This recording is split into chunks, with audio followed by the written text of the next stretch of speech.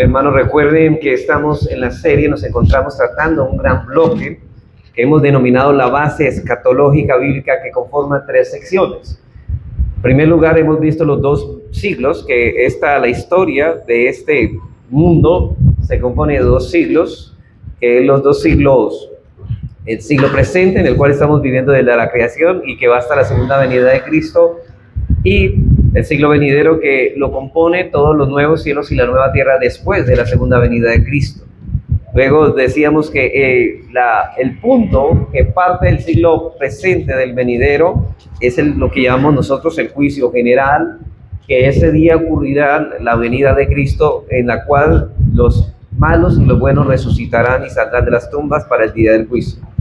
Y en tercer lugar estamos tratando el reino escatológico, y es aquí y en estos momentos nos estamos considerando esta última sección de este primer bloque, es decir, el reino escatológico. Con respecto a este asunto, decíamos que existen 3 pasajes, hermanos, cruciales del Nuevo Testamento que tratan con este tema. Estos pasajes claves son Mateo 13, del 1 al 58, 1 Corintios 15, 22 al 28 y Apocalipsis 21 al 10. Ya hemos visto lo que enseña el Señor Jesucristo respecto a la venida de Cristo, respecto a su venida en forma de parábolas en Mateo 13.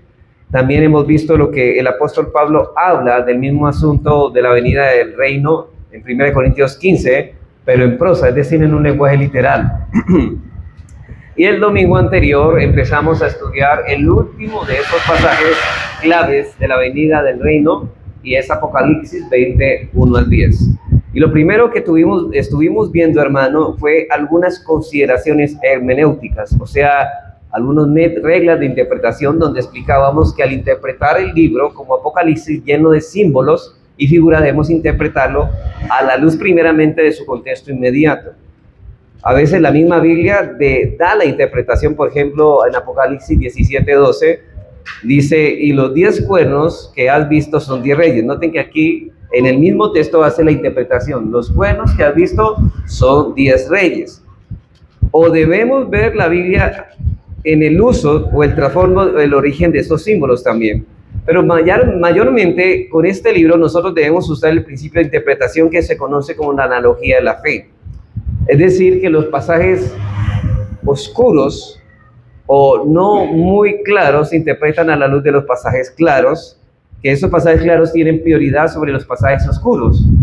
Por ejemplo, Apocalipsis 21 al 10 no es un pasaje claro, es un pasaje oscuro en el sentido de que su lenguaje es figurado, no es un lenguaje literal, y por eso no podemos interpretar Apocalipsis 1 al 10 de ninguna manera que contradiga las enseñanzas claras que nosotros vimos respecto al reino de Cristo en Mateo 13 y en 1 Corintios. Entonces lo que estamos diciendo es que Mateo 13 nos presenta el reino escatológico en parábolas, luego Pablo nos presenta en 1 Corintios 15 una forma todavía más clara, y es en prosa, y este texto debe tener prioridad sobre Mateo 13 y más aún sobre Apocalipsis. ¿Por qué? Porque Mateo 13 es de un lenguaje parabólico y Apocalipsis en un lenguaje simbólico. Por eso es que 1 Corintios 15 es un texto escrito en un lenguaje más claro, como el apóstol Pablo quería que nosotros lo interpretáramos. Allí no hay nada de parábolas, ni símbolos, ni figuras, es claro. Entonces ese texto tiene la prioridad para interpretar Apocalipsis 20. Noten que hay pasajes que se interpretan a la luz de otros pasajes. Ahora, luego pasamos de eso a considerar la estructura general del libro de Apocalipsis, donde decíamos que el libro de Apocalipsis no es un libro cronológico, es un libro más bien que repite una y otra vez las mismas escenas, solo que desde una perspectiva diferente. Por ejemplo, vemos que en los capítulos 4 al 11 empieza con la ascensión de Cristo y termina ¿con qué? Con el juicio general a las naciones. Luego, en los capítulos 12 al 19, comienza con el nacimiento de Cristo y concluye con la segunda venida. Después, de los capítulos 20 al 22, inicia con Satanás siendo atado y culmina con nuevos cielos y nueva tierra. Pero note que cada terminación de cada sección va avanzando más en el futuro. Por ejemplo, en el capítulo 22 ya habla de los nuevos cielos y la nueva tierra, cosa que en la sección anterior no había hablado de eso. Simplemente habla del juicio general a las naciones, donde dice que todos estaban en una lista y fueron echados al infierno. pero no se habla, hermanos, ahí de los nuevos cielos, sino la nueva tierra. Entonces cada sección va avanzando y va mostrando mucho más cosas y va introduciendo elementos del siglo venidero. Eso es lo que necesitamos ver en Apocalipsis. Pero ciertamente Apocalipsis es un libro que trata desde la primera venida de Cristo hasta la segunda y un poco más allá de la segunda en el nuevo siglo. Después señalábamos que el tema de Apocalipsis 20 es la venida del reino de Cristo, el reino, y aquí llamamos el reino milenial. Por tanto, Apocalipsis 20 trata sobre el mismo tema de Mateo y el mismo tema de 1 Corintios 15, el reino de Cristo.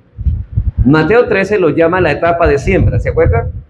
La etapa de siembra. 1 Corintios lo llama la etapa o reino de conquista, y Apocalipsis lo llama el reino milenial. O sea que el reino milenial y la etapa de siembra y el reino de conquista es el mismo asunto. Ahora, eso nos dice a nosotros que cuando vayamos a interpretar Apocalipsis 20 debe ser a la luz de Mateo 13 y a la luz de 1 Corintios 15, porque estos textos son claves. Y en último lugar, vimos la estructura de Apocalipsis, ¿no? 20 del 1 al 10. Ahora ya después de ver, recuerda que hablábamos también de interpretación, primero lo general, luego lo particular. Vemos el bosque, después los árboles. Después de ver todo Apocalipsis, la estructura de Apocalipsis, ahora vamos a ver la estructura solamente de Apocalipsis 20 del 1 al 10. Y ahí habla del reino milenial que contiene tres divisiones. En primer lugar, los versículos 1 al 3 nos hablan del reino milenial en la tierra, donde el diablo es atado. En segundo lugar, los versículos del 4 al 6 nos hablan del reino milenial, ¿dónde? En el cielo. ¿Cómo están las almas en el cielo? En este momento, ¿qué están haciendo las almas en el cielo? Eso nos habla en los capítulos 4, versículos 4 al 6 de Apocalipsis 20. Y en tercer y último lugar, los versículos 7 al 10, de nuevo, habla del reino milenial en la tierra, pero aquí con un distintivo: el diablo es desatado.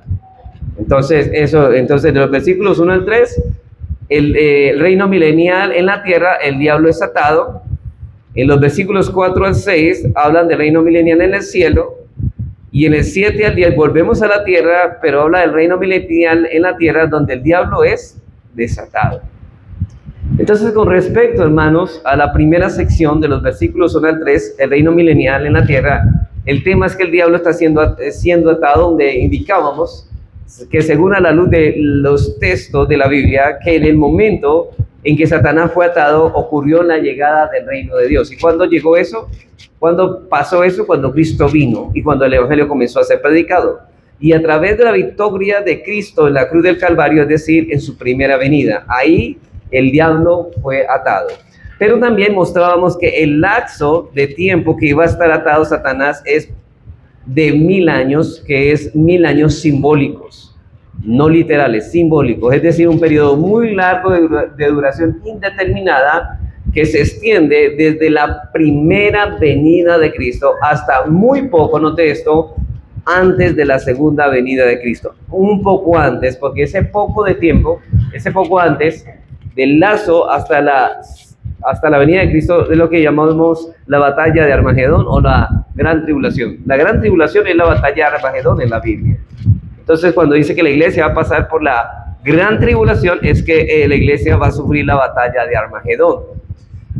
Y en último lugar, observamos que el propósito por el cual Satanás ha sido atado es para que no engañe más a las naciones, en el sentido de que Dios está restringiendo que él ponga su mente a todos los líderes mundiales para unirse, para acabar con el cristianismo. Dios impide eso porque la iglesia debe seguir su programa misionero hasta el fin. ¿Por qué? Porque este tiempo es un tiempo que se llama la era evangélica, en la cual se está sembrando la semilla, las almas están siendo conquistadas y, hermanos, las almas que mueren ahora ya están reinando con Cristo en los cielos. Es en ese sentido que Satanás está atado. Él no puede engañar más a las naciones, él no puede unir a todos los gobiernos mundiales. De hecho, vamos a mirar esto más adelante, que él no puede unir a todas las naciones contra la iglesia, porque todas las naciones se van a unir. Pero, hermanos, no solamente todas las naciones, todas las religiones del mundo falsas se van a unir, y eso es lo que llamamos el famoso ecumenismo.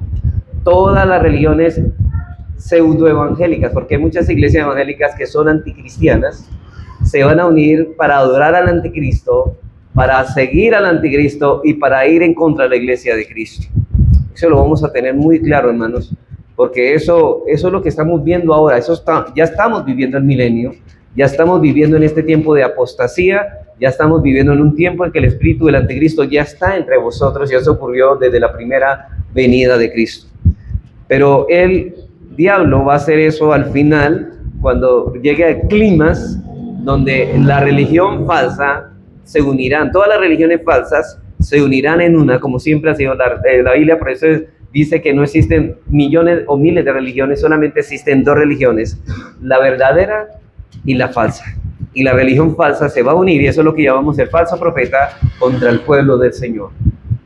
Así que, hermanos, eso lo debemos tener en cuenta, porque eso es lo que estamos viendo. Entonces, los gobiernos mundiales, para acabar con la iglesia, se unirán, pero Él lo va a hacer al final, y esa es la gran tribulación, esa es la batalla de Armagedón. Él va a unir a todas las naciones para exterminar el cristianismo, pero ahí viene Cristo y lo destruye al anticristo y a todas las personas que lo siguieron. Entonces, va a ser el bonito el final, hermanos.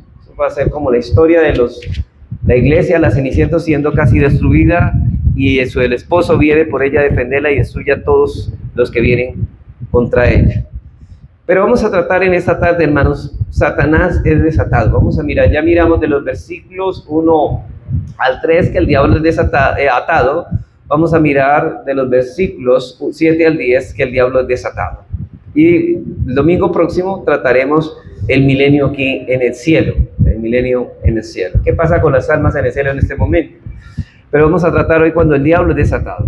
Dicen los versículos 7 al 10, noten esto, cuando los 1000 años se cumplan, acuérdense que los 1000 años no son literales, Satanás será suelto de su prisión y saldrá a engañar a las naciones que están en los 4 ángulos de la tierra, de Gog y Magog, a fin de reunirlos para la batalla, y el número de los cuales es como la arena del mar.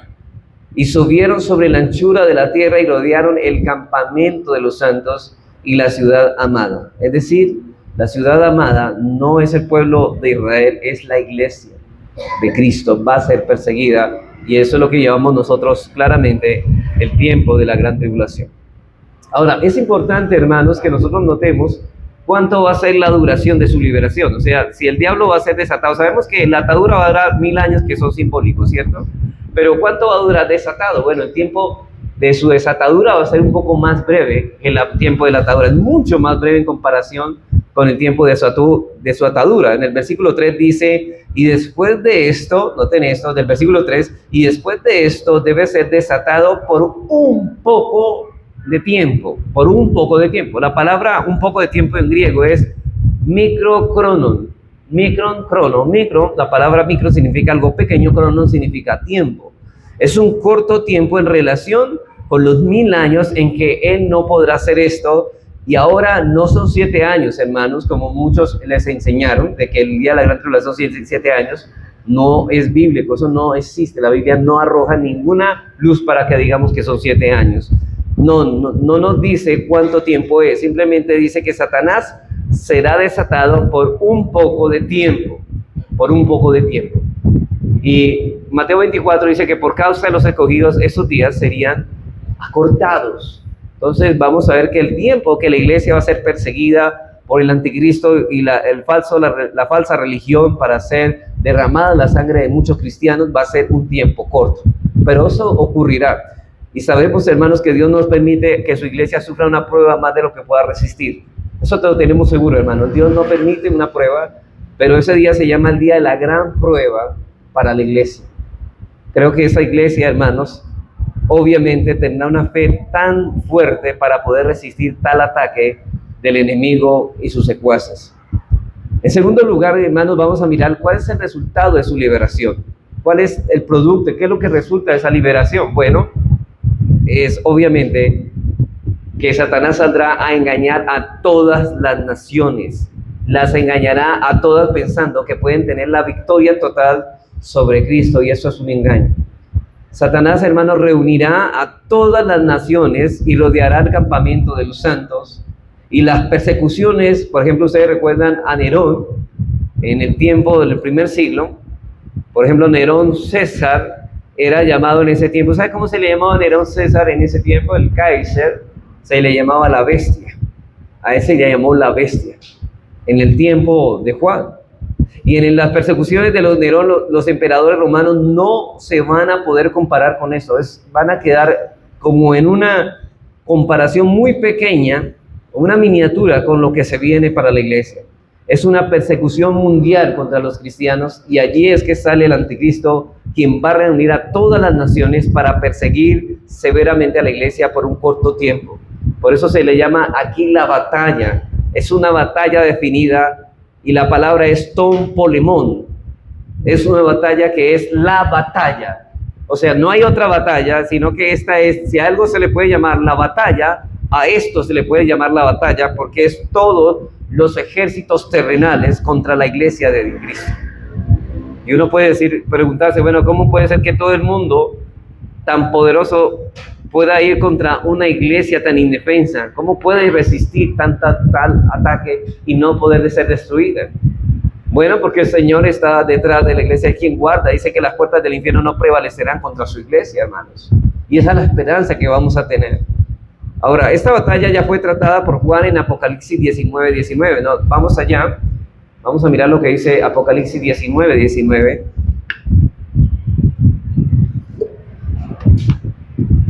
Dice, y vi la bestia y a los reyes de la tierra y a sus ejércitos reunidos para guerrear contra el que montaba el caballo blanco y contra su ejército. Noten que aquí habla de que guerreaban contra el que montaba a caballo blanco, como una guerra. Ese caballo blanco es contra ¿quién? Contra Jesucristo. Ahora bien, no sé si ustedes recuerdan, ya Juan había hablado de esa batalla también en Apocalipsis 16, 14 al 16, pero ahora recuerden que el primer ataque es contra la iglesia. O sea, cuando atacan aquí, cuando hablan del ataque con el caballo blanco, al que monta el caballo blanco no es a la iglesia, no es a Cristo, directamente, sino a ¿quién? A la iglesia. Ustedes recuerdan, por ejemplo, cuando Saulo perseguía a la iglesia y se le apareció el Señor, ¿qué dijo? ¿A quién perseguía Saulo? ¿A Cristo o a la iglesia? Sin embargo, recibe esa voz de Cristo y le dice, Saulo, Saulo, ¿por qué me persigues? Es decir, ese día, cuando van a atacar a Cristo, a quienes van a atacar primero es a los suyos. Y ahí viene Cristo a defenderlos. O sea, meterse con la iglesia es meterse ¿con quién? Con Cristo, porque la iglesia es el cuerpo de Cristo. Ese es el punto. Meterse con la iglesia es meterse con el cuerpo de Cristo. Y los que la organizan son espíritus de demonios que salen a manera de ranas. Bueno, eso es una figura, pero van a los reyes de la tierra en todo el mundo para reunirlos a la batalla. Eso va a ser en ese día y de aquel gran día del Todopoderoso. Y esa batalla es un alcance mundial, hermanos. Y yo creo, hermanos, que hay muchas cosas que nos estamos preparando para esto. Tarde o temprano todas las religiones van a aceptar el homosexualismo, que ya lo están aceptando. Van a aceptar ya han aceptado el feminismo en la iglesia. Han aceptado un montón de cosas, hermanos, en la iglesia. Y lo cierto es que estamos hablando, hermanos, que el mundo ya está moldeando estas mentes para que vayan en contra del pueblo de Dios. Ya estamos viendo esto. Ya estamos viendo, hermanos, cómo el pueblo de Dios muchos están siendo inclusive impregnados por estas cosas, pero poco a poco, hermanos, el pueblo de Dios va despertando a estas realidades. Mientras la noche se oscurece más y más, los hijos de la luz van despertando, porque ellos no son de la noche, son ¿de qué? Del día, para no vivir en la oscuridad, hermanos. Así que es una batalla de alcance mundial. Las Naciones Unidas, todas estas instituciones son, de hecho, instituciones anticristianas, que aprueban el aborto, que defienden el homosexualismo, la ideología de género. Es una batalla que se levantará contra el pueblo de Dios. Pero, hermanos, nos van a llamar quisquillosos, fastidiosos, y que no nos van a decir que nosotros no dejamos vivir en paz a los demás. Y que debemos, ¿sabe qué? Borremos lo que nos hace infelices. Quieren borrar a la iglesia. Porque, son ellos con los que se meten con la nueva manera de pensar del homosexualismo. Ellos no nos dejan expresar nuestras virtudes, o sea, más bien abominaciones. Así que esto, hermanos, esto provocará la ira del mundo contra la iglesia. Es una batalla de alcance mundial. Apocalipsis 16:13 dice así: y vi salir de la boca del dragón y de la boca de la bestia y de la boca del falso profeta espíritus inmundos a manera de ranas, pues son espíritus de demonios que hacen señales, y note eso, y van a los reyes de la tierra, o sea, a los gobernantes en todo el mundo, para reunirlos a la batalla de aquel gran día del Dios Todopoderoso. Hermanos, Satanás está atado, por tanto, él no puede hacer esto ahora, sino hasta el final. Pero si Satanás pudiera ahora mismo hacer eso, si no estuviera restringido por Dios, hermanos, lo hubiera hecho hace muchísimo tiempo. ¿Por qué la iglesia, hermanos, tan pequeñita puede resistir todo eso? Porque el diablo no ha sido desatado. ¿Por qué sigue llevándose a campos misioneros, hermano? Porque aún a pesar de eso, misioneros pueden ir a países donde no es permitido. Mueren, pero el evangelio no se detiene. El evangelio sigue su curso. Y es en esta era evangélica, aunque Satanás haya intentado de muchas formas impedir que la iglesia lleve a cabo, hermanos, la tarea de propagar el evangelio a todas las naciones, hermanos, no ha podido frenarla. Satanás ha estado en un constante ataque feroz contra la iglesia. ¿Sabe por qué? Porque estamos en la era evangélica. Y en la era evangélica se puede predicar el evangelio, pero una vez Satanás es atado, hermanos, no se podrá hacer eso.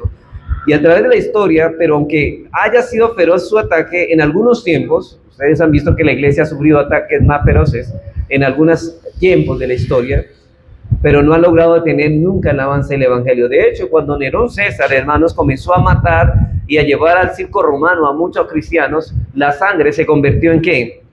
En la semilla de la iglesia. Alguien dijo que la sangre de los mártires era la semilla de la iglesia. Entre más cristianos morían, más cristianos se levantaban.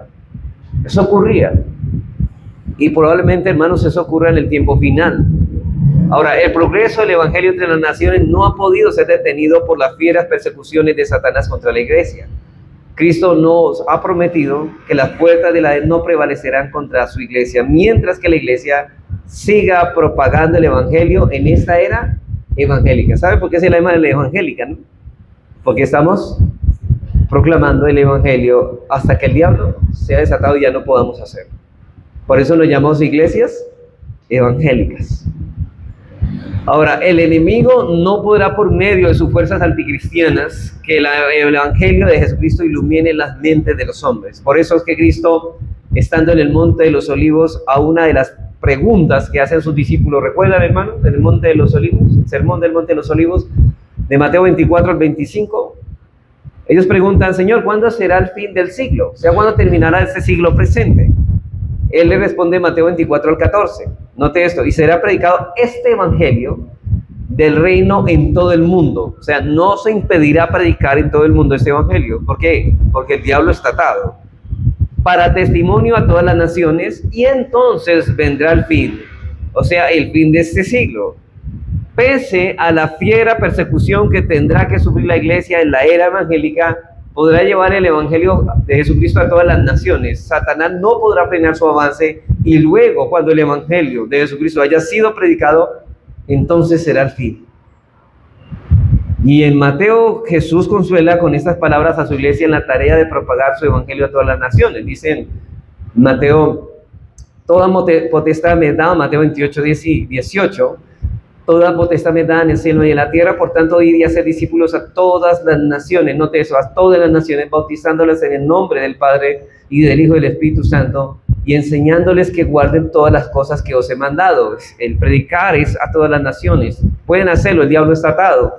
Pero he aquí la promesa, y aquí yo estoy con vosotros todos los días, ¿hasta cuándo? Hasta el fin del mundo, es decir, hasta el fin de este siglo. Por eso se ha predicado este evangelio hasta el fin del siglo, es decir, un poco antes de que Satanás sea, ¿qué? Desatado.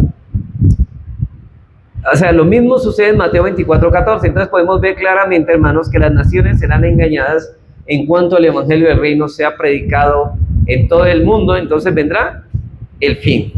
El fin.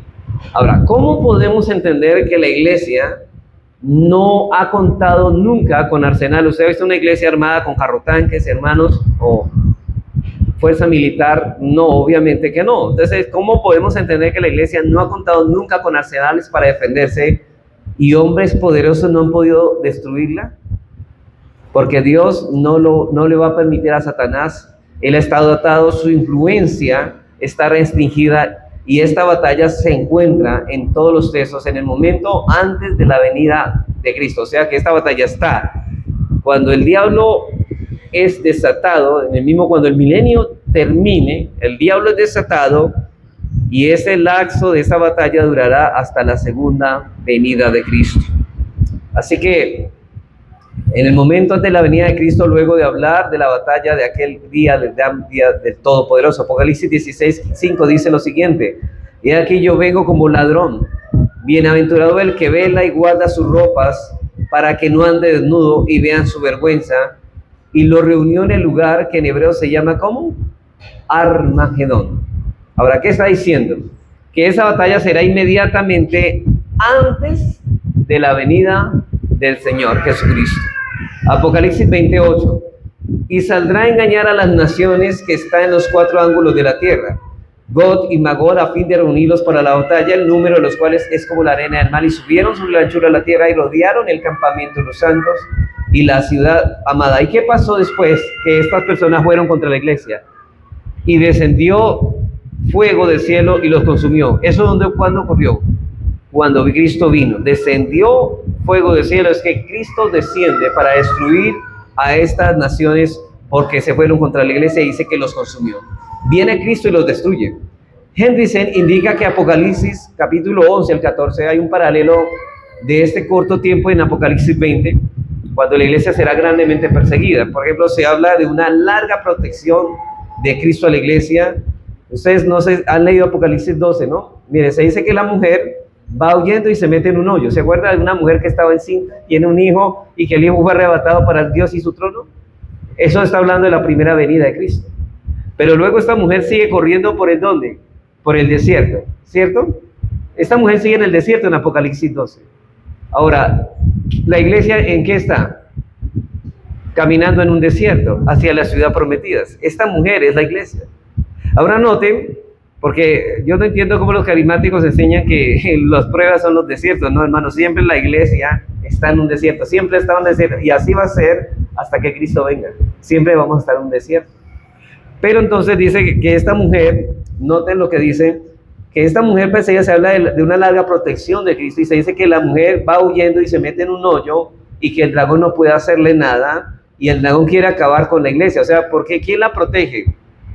Dios. O sea, la iglesia, aunque está en el desierto, sigue protegida en ese hoyo.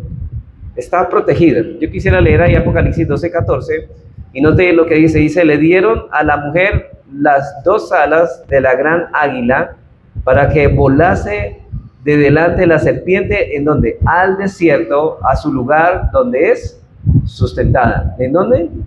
En el desierto.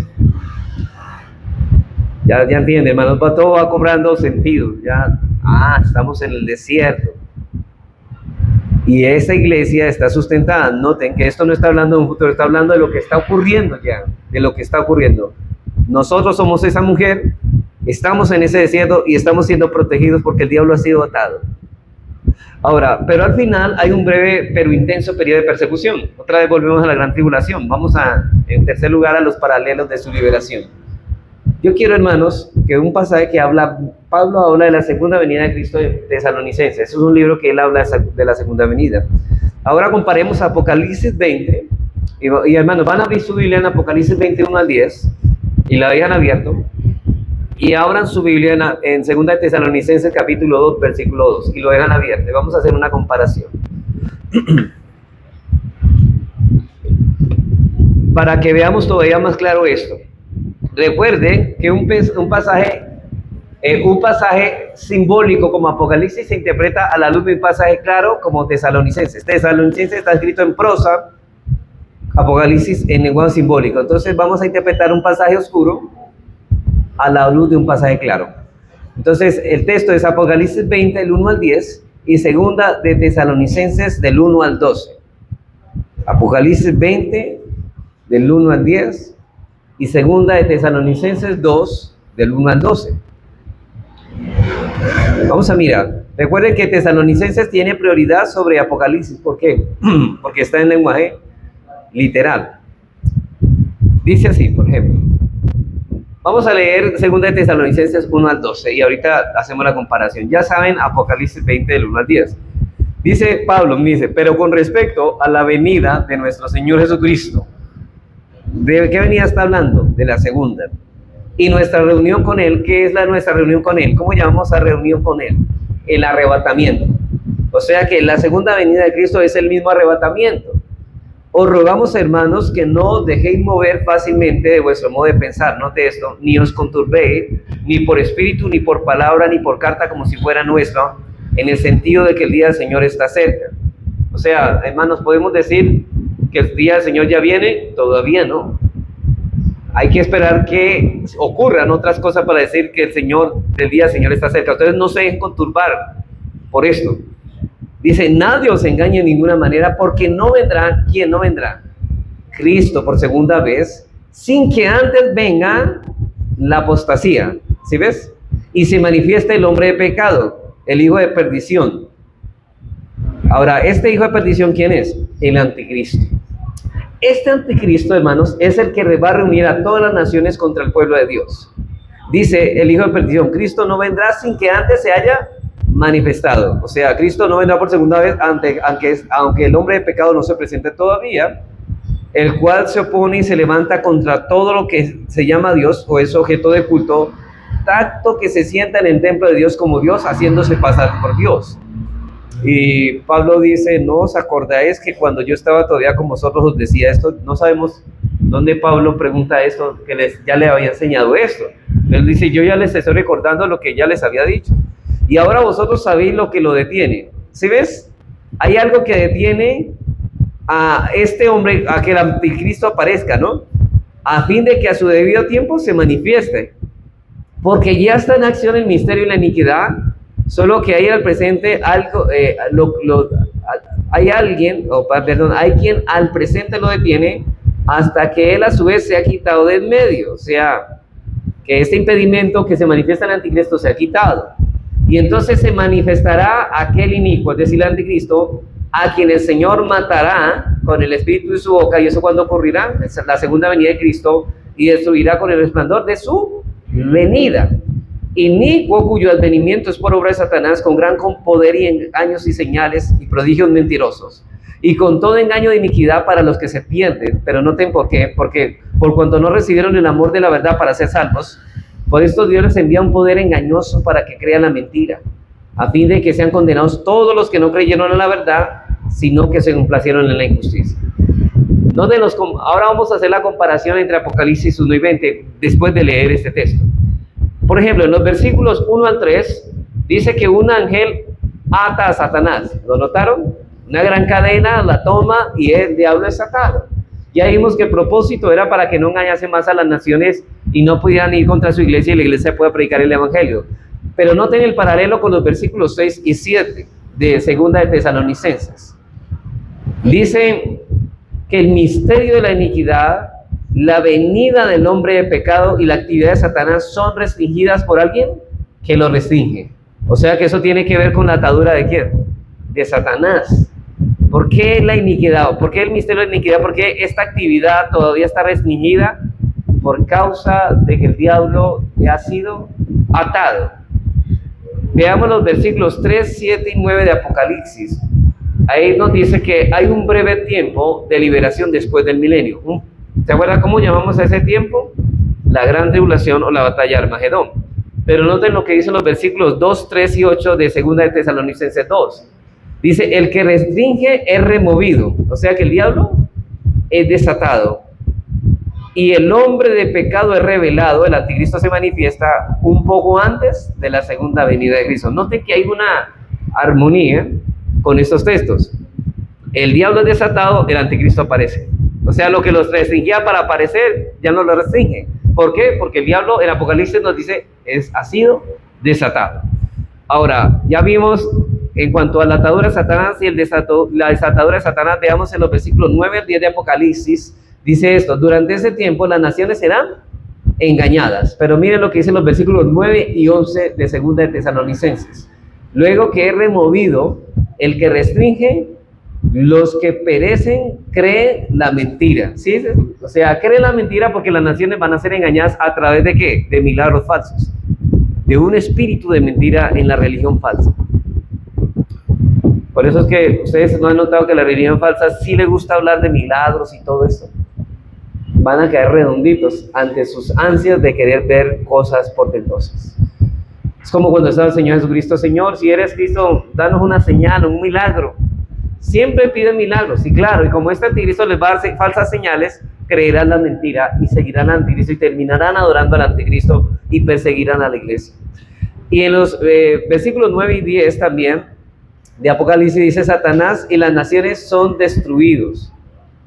Satanás y las naciones son destruidos. Y noten, en el versículo 8 y 12 de Segunda de Tesalonicenses 2 dice: el hombre de pecado y aquellos que creyeron la mentira son juzgados en la segunda venida de Cristo. Las mismas cosas, pero en diferentes palabras. Es totalmente, hermanos, una armonía. ¿Ven el paralelismo, hermanos? Dice Pablo que el anticristo no ha salido porque Satanás está atado. Él no puede traer a la luz al anticristo hasta que él sea desatado por un poco de tiempo. ¿Qué es lo que impide que el anticristo se manifieste? Que el diablo está atado. Y una vez sea desatado, el anticristo se manifiesta y la iglesia no podrá predicar más el evangelio. Este siglo, antes de terminar, hermanos, tendrá un breve periodo de tiempo. Este siglo presente, antes de terminar, tendrá un periodo breve de tiempo de tribulación, el cual será inmediatamente antes de la venida de Cristo y estará caracterizado por lo siguiente. Primero, por una actividad intensificada de Satanás. Eso será realmente intenso. Hermanos, yo creo que la iglesia, como decían los hermanos, yo no estoy seguro, hermanos, que esta iglesia no está preparada para eso. Estamos muy bebés espiritualmente hablando, muy maduros todavía, estamos apenas formando la iglesia. Una iglesia reformada no puede combatir contra esta prueba tan difícil. Segundo, por la aparición del anticristo personal y de una terrible apostasía, hermanos. Es decir, es difícil entender cómo se puede, hermano, hablar de un rapto pretribulacional cuando Pablo dice aquí que Cristo no vendrá sin que antes venga, ¿qué? La apostasía y se manifieste el hombre de pecado. O sea, primero viene la tribulación, luego viene Cristo. No es al contrario. Mire lo que dice Pablo ahí, dice: no os dejéis mover fácilmente de vuestro modo de pensar, ni os conturbéis ni por espíritu, ni por palabra, ni por carta como si fuera nuestra. No crean en eso, en el sentido de que el día del Señor está cerca. Nadie os engañe en ninguna manera, porque Cristo no vendrá sin que antes venga la apostasía y se manifieste el hombre de pecado, el anticristo, el hijo de perdición. Cristo no vendrá no vendrá sin que antes se manifieste el anticristo. O sea que el diablo es desatado, el anticristo aparece, persigue a la iglesia, y persiguiendo a la iglesia viene Cristo y defiende su iglesia antes de ser destruida. ¿Sí me estoy haciendo entender, hermanos? Entonces primero viene el anticristo, luego viene el Señor Jesucristo. Ese es el orden bíblico, no al contrario. Tercero, habrá una persecución mundial contra la iglesia, y eso, hermano, eso es lo que ya estamos viendo. El mundo rechina sus dientes contra el pueblo del Señor. Ahora nadie quiere ser cristiano. Sí, es fácil cristiano cuando está de moda el cristianismo mundano, pero cuando la iglesia se purifica y comienza a vivir, hermanos, piadosamente, padecerá más persecución. Dijo Pablo a Timoteo que la iglesia, cuando quiera vivir piadosamente, y todos aquellos que quieran vivir piadosamente, padecerán persecución, y va a haber persecución. Y usted dirá: bueno, hay persecución mental, hermanos, pero va a haber una persecución mucho más intensa. Cuarto, pero la iglesia será preservada cuando Cristo venga por segunda vez y destruya a los impíos.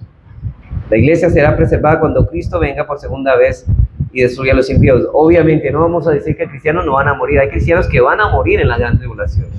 Van a ser sacrificados, hermanos. Pero a pesar de eso, hermanos, la iglesia no es destruida. Esto en cuanto al reino milenial en la tierra. Ahora, noten que estos paralelos, que Apocalipsis 21:10 es una referencia al presente y a la era del Evangelio. Estos paralelos enseñan que un nuevo elemento se debe introducir en nuestra estructura escatológica. ¿Sabe cuál es? El reino milenial en el cielo. Eso lo veremos próximamente el domingo para terminar esta sección. Para terminar, quiero ver algunas secciones prácticas, hermanos, de este estudio. Después de esto, aquí hay muchas cosas para nuestra iluminación, hermanos, muchas cosas. Los cristianos tenemos un gran privilegio, que nosotros conocemos cómo este mundo se está desarrollando. Vemos lo que estamos pasando y hacia dónde vamos. El mundo no sabe eso, hermanos, el impío no sabe eso. Nosotros sabemos esto, nosotros sabemos lo que nos espera, lo que está pasando en el mundo, por qué el mundo se está convulsionando así, por qué la homosexualidad está brotando con tanto ímpetu. ¿Por qué, hermanos? Porque sabemos que estamos terminando nuestros días. Los hombres y las mujeres alrededor del mundo están en completas tinieblas con respecto a lo que está sucediendo en el mundo y hacia dónde va. Sus corazones le decepcionan por temor de lo que se avecina en el mundo. Caminan en las tinieblas y no saben en qué están tropezando, hermanos. Son como unas personas que están en un bote remando en un mar sin orillas.